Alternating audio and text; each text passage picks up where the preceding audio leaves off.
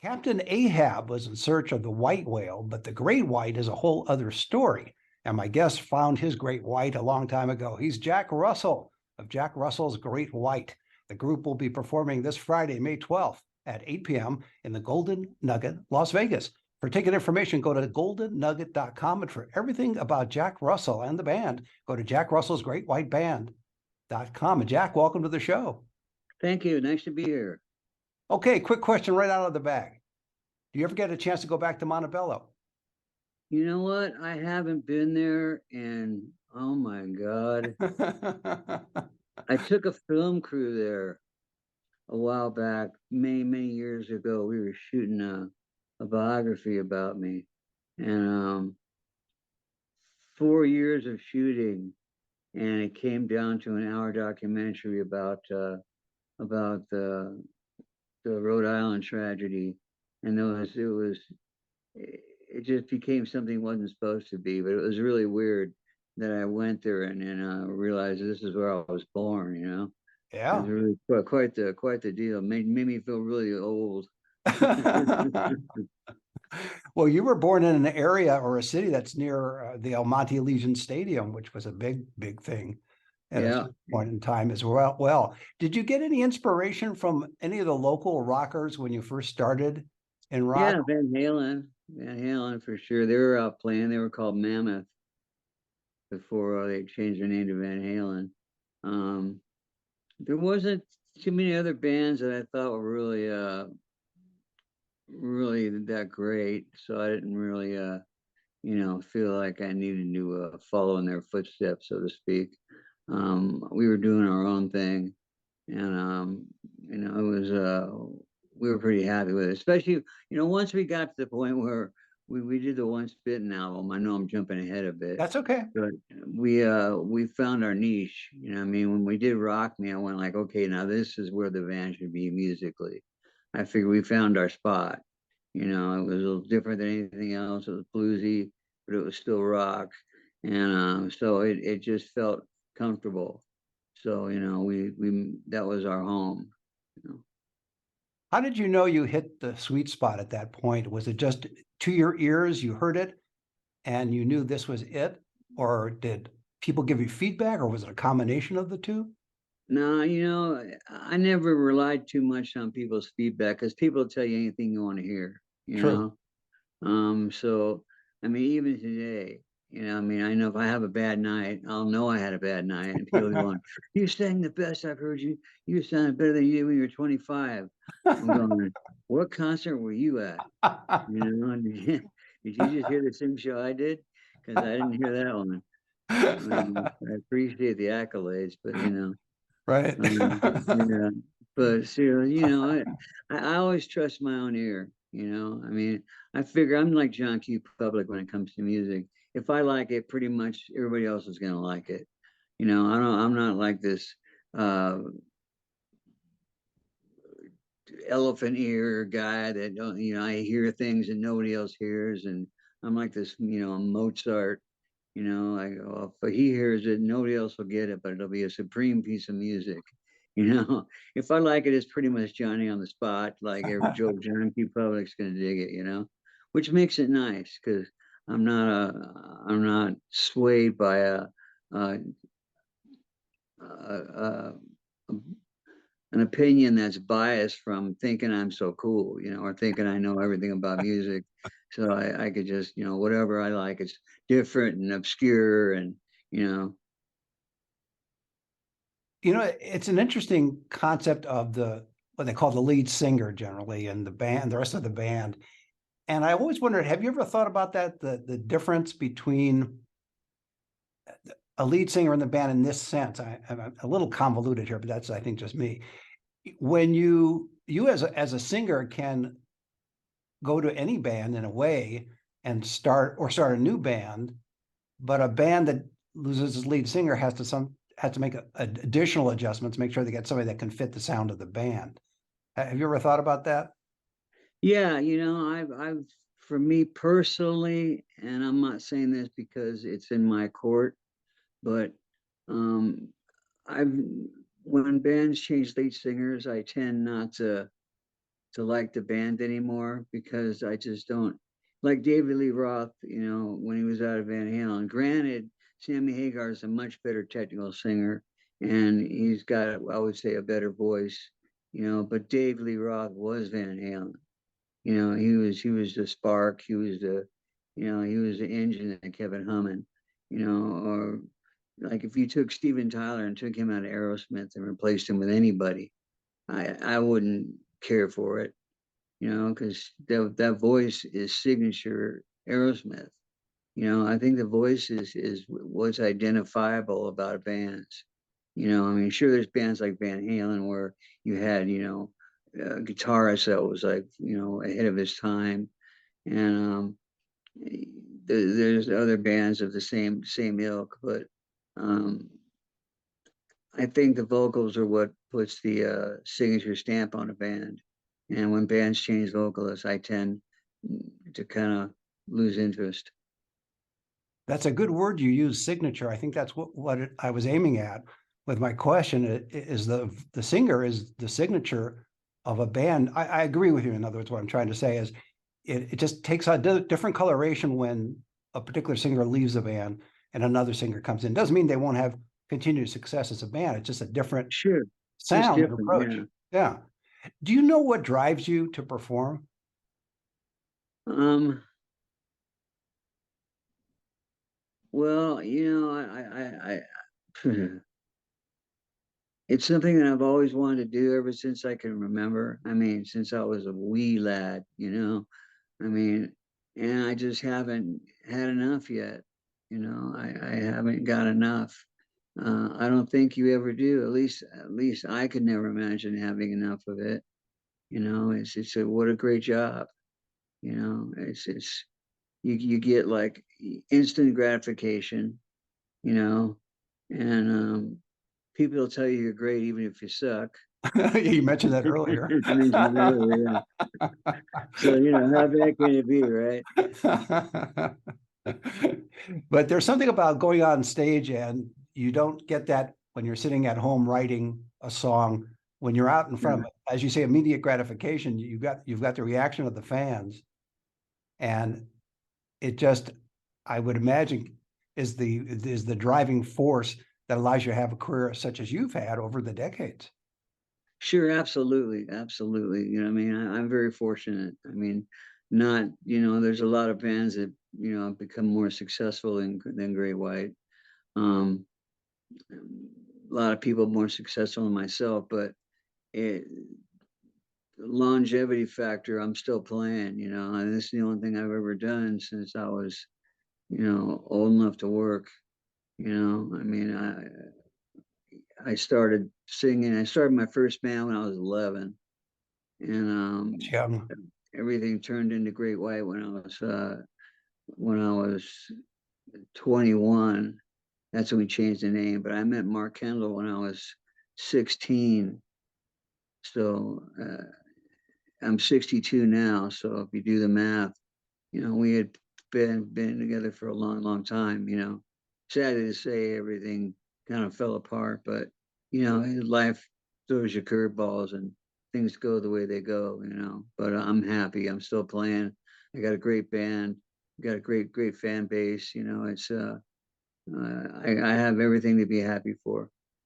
Tell us a little bit about that connection with fans, because I know that's important to you. How does that affect you when you go from city to city and you're touring and you encounter all these different people that have followed you and listened to you and enjoyed you for a long time, and new ones as well, new fans? Yeah, it's great. It's great. It's a great feeling, I mean, to have people that have been stalking you for, 30 years. I mean, like that. I think Well, that's I've that's been kind of a trying. hard term, isn't it? Yeah, no, I'm just kidding. I'm just kidding. People come and go, God, I've been waiting forever to meet you. I've been coming. I went to shows for 30 years, and I've always wanted to meet you. I finally got to caught up with you. I go, yeah, you finally got me. All right. So no, I appreciate that. People are just amazing to me. I mean, they're the loyalty. Some people, it's just mind-boggling. Have you ever done some Really. informal research asking your fans what it is about you and the band that causes them to be diehard fans? And quote unquote stalk you for decades? No, I haven't. I don't really ask them stuff like that. They'll tell me, they'll just say, like a lot of people say, your music is the soundtrack of my life. And which is, what a great compliment. I mean, it's That like, is, how do absolutely. you top that one? You can't. No, you can't. No, and they'll tell you, music's changed my life, or it kept me from committing suicide, or got me off drugs. And when you hear things like that, it just shows you how cool what I'm able to do is, and how fortunate and lucky and blessed I am to be able to do what I do. And you're having an impact on people's lives, which is, people don't think about that. There are great doctors that save lives. They don't necessarily think of performers as saving lives, but as you said, a lot of people will listen to music and it gets them out of a funk. It helps them adjust to some problem that they've had. Sure.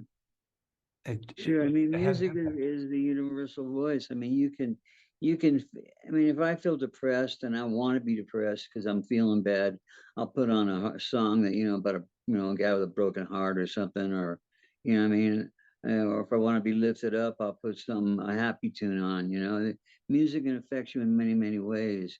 It can, put your head in whatever space you want it to be in, which is, something magical. Not everything can do that. I mean, I can't watch a movie really and get the same effect. A song is like, 5 minutes of, yeah, I feel better now. I know my old lady left me in the dirt, took all my money, but I feel great. I suspect you're a secret country music fan. Yeah, right. My dog died under my porch. My old lady's under the porch with him. Yeah. Oh no. I'm No, surprised you. country music is the new rock, I, because there is no more rock. that's true. I I see. mean, I could see you though as a country performer too. You've got just I'm listening to your voice, and your voice just reminds me of certain country singers, and one in particular, strange as it may seem, who's no longer with us and has not been with us for a long time. You have a slight Jimmy Dean sound to your voice. oh, really? Not the Yes, sausage guy, though, right? a sausage guy. Yes, but he was a country singer and he did the sausages. So both. Are you serious? I was just making a joke. No, it's true. He Jimmy Dean was licensed. the sausage. Yes. That is the sausage guy. Oh yeah, he licensed his name and likeness and voice. I don't know if Oh he owned the my company, but he God. I licensed it was all. totally making a joke. It turned around to bite me in the ass, didn't Yeah, Jimmy it? Dean was famous for a lot of songs, and then he ended up making either some deal with the company or formed the company himself, however it was. And they're still advertising his voice and likeness in ads even today. I saw one on YouTube. Right, sure. Yeah, I see him all the time. Yeah, but that's it. No, no, that's a real dude, the real McCoy. Oh yeah. What a trip. Yeah, that just blows my mind, man. And Now I know you. I was trying to be all funny. No, this is good because I know you have a sense of humor, and I was going to ask you if it takes a sense of humor to survive in rock. Oh yeah, absolutely, man. You can't take yourself too seriously, because if you do, you're done. Yeah. I mean, everything's too serious in the world as it is. Music's supposed to be an escape from that, at least in my eyes. But you're I don't dealing with want to be. you're dealing with managers and agents and fans and problems on logistics and touring and all of that stuff. And I would imagine if you let any of that get to you very shortly, you wouldn't want to do it anymore. I imagine so. I imagine so. That's why I hire people to deal with that stuff. Yeah, exactly. you Have know, that hire a I person just, like Jimmy Dean for you because yeah, yeah, yeah. I need a Jimmy Dean, Jack Dean. when you hear his Yeah. voice, you'll say, you know what, Ira was right. I do sound a little like him. That's like, that's okay. Because Jimmy Dean. I have a picture of you at the Grand Ole Opry for some reason, even though it's a different genre. You just have that a look and sound about you for some reason. To me, maybe Oh, not. that's wild. That's wild. So we talked about the fans earlier. How important is the new fan? They discover you through either generationally through their parents, for example, Sure. or they just hear about the band and you, and they come and see the show. So how important is that new fan compared to the dedicated fans you've had for a long time? Well, new fans are just as important as the old fans. You know what I mean? It's always good to keep your fan base growing. You know, you want more people to hear your music, and you want the younger people to enjoy your music as well. I mean, because there's really nothing else for them to find. I mean, I don't, at least I don't think so. I don't really think there is any rock music anymore. I mean, you look at the Grammys, it's a joke, you know. I mean, rock music, you know, best rock song. I don't even can't remember what it was, but it wasn't rock. You know, I don't even watch those shows anymore because they're so just, you know, I don't know. They're not what they should be. You know, Do you everything think has that will, changed. yeah, it has changed. Do you think it will change back, or you think we've lost that golden period of time when you had radio stations playing rock records and, or now, of course, digital, but you have digital downloads, which I don't know if that helps you guys or it doesn't help you guys, but it's a totally different world now than it was when you were first coming up with the band. Yeah, yeah. I don't know, you know. I don't know if I have an opinion on that. It's whether it's going to get better, anybody's guess. Because I didn't think it would ever get to this. You know, I thought rock and roll was going to be around forever. You know, and there'd always be some form of rock on the radio because that's all I've ever known. I mean, Sure. since I was a kid, you know, it's been rock, rock, rock, rock, rock, rock. I mean, Zeppelin, Aerosmith, Kiss, Humble Pie. You know, you go back into the early '60s, and then into the '70s, and then the '80s, and the '90s, and the 2000s, and then all of a sudden it just started breaking apart and collapsing in on itself. And it's just not the same, and people don't look at it the same. I know a lot of people that aren't even into music anymore. So obviously there's still a demand for the music because people are going to live venues where you perform. And again, this Friday, May 12th at 8 p.m. at the Golden Nugget with your band. And so there is that need for it or the demand for it, and they get the live experience as Sure. opposed to not, even if they listen to it on the radio, it's not the same as a live performance. So that's where I think you guys shine, not just you, but other bands as well, as you're giving a performance, a show, and it's not just a recorded piece that they can listen to or not listen to. Yeah, right. No, no, I agree. I think you know, the life's blood of rock and roll is still there, you know. I mean, it's people you can't you, you can't deny a whole generation of his music and say that it was meaningless and not meaningful. I mean, you know, call it hair bands, and people go, "Does that bother you?" Well, yeah, it does bother me. I mean, you know, it's like saying the '70s were hair bands. I had long hair too, you know, Right. and in the '60s they had long hair. So why I think all of a it's sudden tricky. are we chastised for it, you know? Well, I think that the standard should be how the music sounds, not whether you had hair or Right, right. Now not. we're hairless bands, you know. I got more hair on my chin than I got on my head, you know. You know, you released, it was, I think, 2017, the album He Saw It Coming, right? Yeah. And did you, when you released it, were you, that's roughly around a time when there's a lot of technological change, et cetera. But it's gonna sound like a cliche question. Were you satisfied with the release of the album? Were you happy with it? As opposed to maybe if it was done 10 years before or 10 Oh years no, later? if it was done in like 1990 or 1989, it would have been a whole different ball game, Right. you know, because it was just you don't get no airplay. I mean, having airplay on a record is you know key to its success, especially a band like us. We're a radio band, Right. you know. You know, our show is dynamic and it's live, and that's what people come to see. But it starts with a song, you know, and the songs are where it's at. If you're not getting any radio play, nobody's going to know about the record to begin with, you know, except a few people that come to your shows, you know. So, How do you decide on the songs that you're going to perform? Obviously, the ones that oh, people know, but that's an easy part of it. But what about filling out the rest of the show? How do you make those song selections? it's so hard. I mean, we've got as many records as we do, and you got to play what people want to hear, and people want to hear the hits. They don't want to hear the whole new album, you know. They want to hear the hits. They want to hear Once Bitten, Twice Shy. They want to hear Save Your Love. They want to hear Rock Me. They want to hear Desert Moon. They want to hear Lady Red Light. And you got to play those. So you try to buffer that with some new stuff, but it's never enough to really make a dent in their subconscious. Mhm. Because people are they're kind of waiting for the new song to get over so they can listen to another hit. You know, and little It's did they know, if they listened to it, it would become a hit. You know what I right, mean? of course. Like some of our best work was done after the band split up. I think Can't Get There From Here is an amazing. I mean, Can't Get There From Here and He Saw It Coming.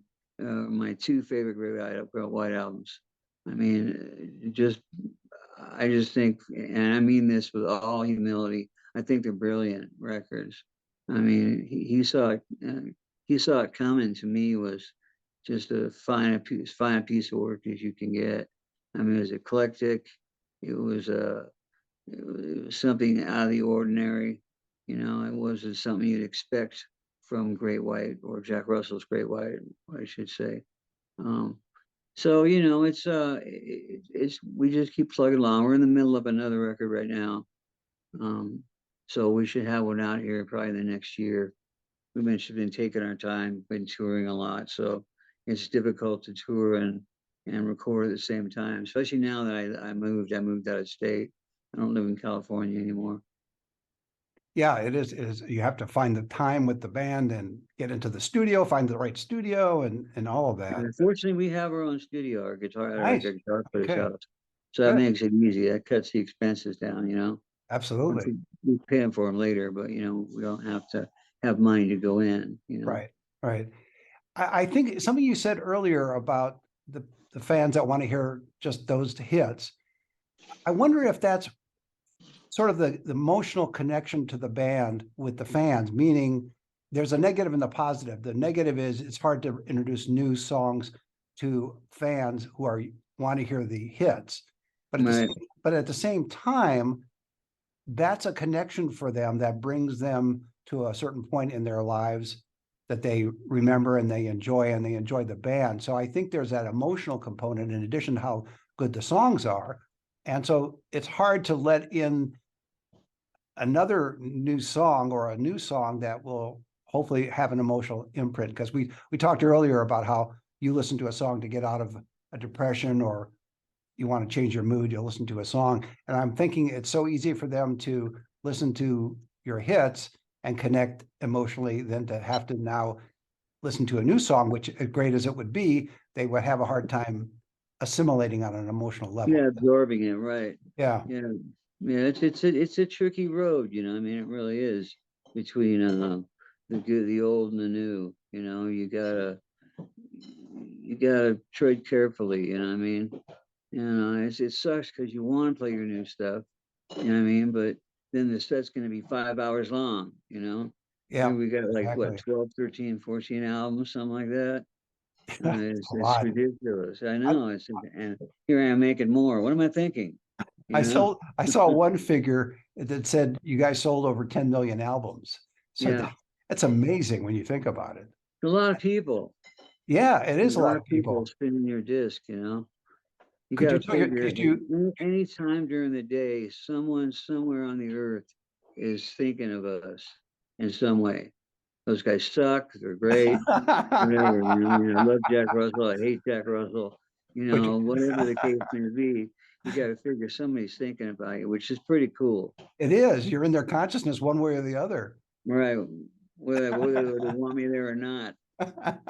Before I let you go, we have about a minute left. What do you see you doing in the next year or two with the band? I know you're going to record, as you mentioned, a new album. You're going to be touring additional dates as well. Are you Yeah. thinking of writing some songs or doing other things that we may not have heard about? Well, we're writing the songs right now. We're about halfway done with the new album. We're still in the process of writing it because to follow up, He Saw It Coming is a tough one, because that's, to me, is a really, really good album.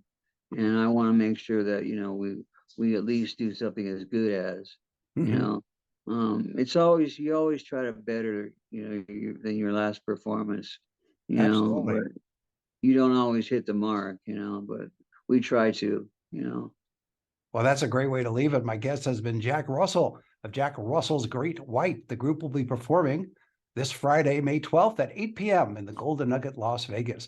For ticket information, go to goldennugget.com. And for everything about Jack Russell and the band, go to jackrussellsgreatwhiteband.com. And Jack, thanks for being on the show. Hey, thanks for having me, and I appreciate everything. You're welcome. See you next time.